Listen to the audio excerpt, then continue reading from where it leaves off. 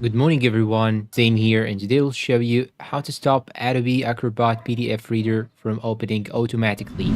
Okay, the first thing that you should do is to simply go and open the Adobe Acrobat application on your PC. Now, you want to go and hover over the menu section and click on the menu section on the top left side. And after that, you want to go and click on Preferences or press Ctrl plus K.